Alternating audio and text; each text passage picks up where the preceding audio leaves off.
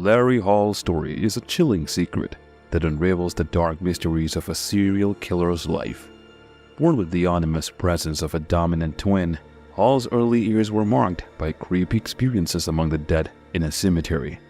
How did this troubled young boy evolve into one of America's most prolific serial killers, leaving a trail of horrific unsolved cases? This narrative delves into the disturbing journey of Larry Hall, shedding light on the haunting secrets behind his horrible crimes while questioning how he managed to elude justice for so long, leaving victims' families in endless torment. Join us as we navigate the life and mysteries surrounding Larry Hall, the infamous serial killer. But before we continue with the story, don't forget to give a thumbs up and subscribe to our channel. So without further ado, let's get started. Early life. Larry Hall was born as a twin in Wabash, Indiana in 1962. He had a rough start in life because his twin brother Gary took most of the oxygen in the womb. Growing up, Larry helped his dad, who worked in a cemetery. He even stole from the graves, which is disturbing. Larry had a tough time in school and other kids made fun of him. He also had problems like nightmares, trouble speaking, and wetting the bed. He got into trouble with the law when he was 15 for breaking windows.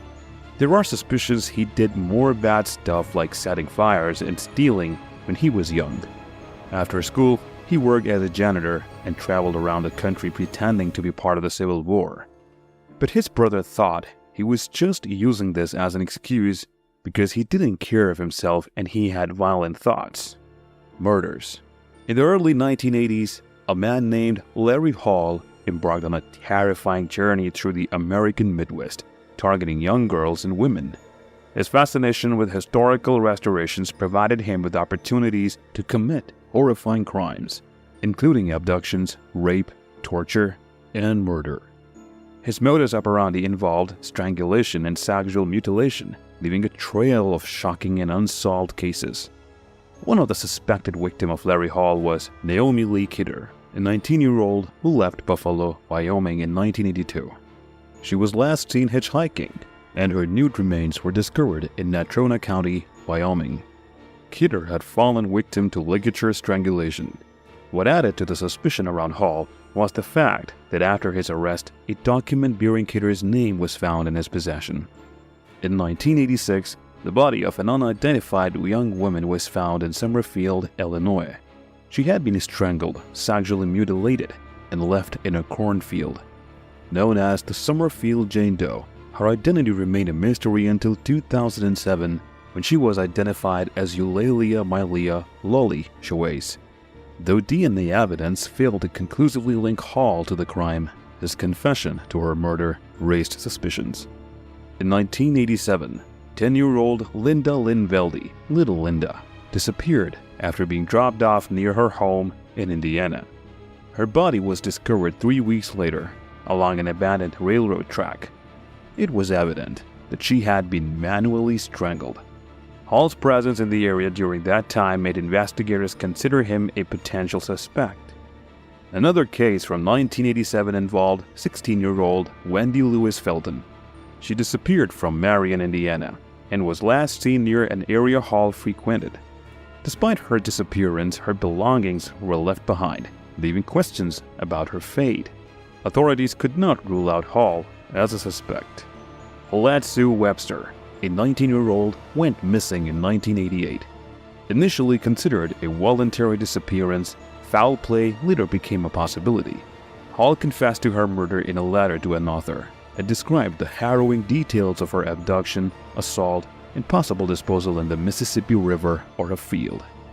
In 1991, Michelle Lee Dewey, a 20-year-old single mother, was strangled in her Indianapolis apartment. While Hall's twin brother claimed he confessed to the crime, Hall had been in Indianapolis that day after seeing an advertisement for a blue van.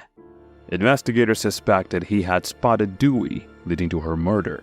Lori Jean Tapiz, 22, disappeared in 1992 in Wisconsin. Her boyfriend and his companions found her locked car, but no sign of her. Hall admitted to abducting and murdering her, but despite searches in the area, her body or concrete evidence alluding to her fate was never found. In 1993, 19-year-old Trisha Lynn Rittler vanished from Indiana Wesleyan University. Her blood-stained clothing was discovered along with disturbing materials inside Hall's vehicle.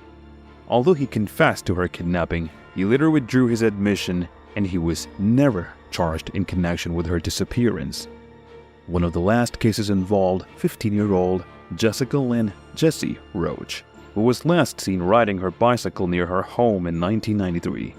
Her body was found in a cornfield, and a witness saw a suspicious man driving a van near the area. Hall's reaction to her photo and the evidence in his van led to his confession to her abduction, though he was not charged with her murder due to the inability to determine where she was killed. Throughout this dark saga, Larry Hall left a trail of horrors with his confessed and recanted crimes, leaving authorities and the families of the victims haunted by unanswered questions and the weight of unimaginable grief. Incarceration. In 1998, the FBI approached a man named James Keene, who was serving a 10-year prison sentence for a drug conspiracy charge in Chicago. Recognizing Keene's friendly and charismatic personality, the FBI saw an opportunity to gather crucial information about Larry Hall's crimes. They were particularly concerned about Hall possibly winning his appeal for the Roach kidnapping case. To incentivize Keene's cooperation, they offered to completely raise his sentence if he agreed to be transferred to the same maximum security prison as Hall and befriend him to obtain information about locations of Hall's victims. Keene accepted this challenging proposition, and during their interactions, Hall eventually confessed to him that he had murdered Trisha Lynn Rittler. To illustrate his gruesome deeds, Hall even showed Keene a map he had created. This map contained red dots and names, each representing one of his victims. In response to Hall's horrifying revelations, Keene could not contain his anger and disdain. He confronted Hall, labeling him one of the most despicable forms of human life on this planet. Unfortunately, Keene faced difficulties reaching his government contacts to report the information and prove his identity. Consequently, he was placed in solitary confinement for 2 weeks before ultimately being released. Regrettably, the map created by Hall was never recovered by the authorities. Hall's appeal was eventually denied, and he is currently serving a life sentence without the possibility of parole in the Federal Correctional Complex in North Carolina. Larry Hall's disturbing journey from a troubled upbringing in Indiana to becoming one of the most prolific yet elusive serial killers in America is a haunting tale of unanswered questions and unimaginable grief.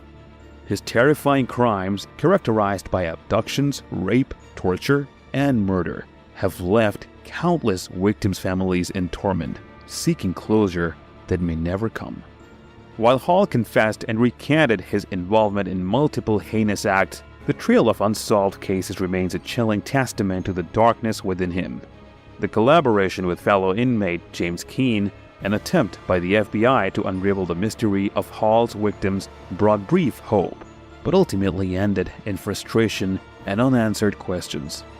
With Hall now behind bars, serving a life sentence without the possibility of parole, the haunting secrets of the victims' final resting places, represented on a map of red dots and names, remain hidden.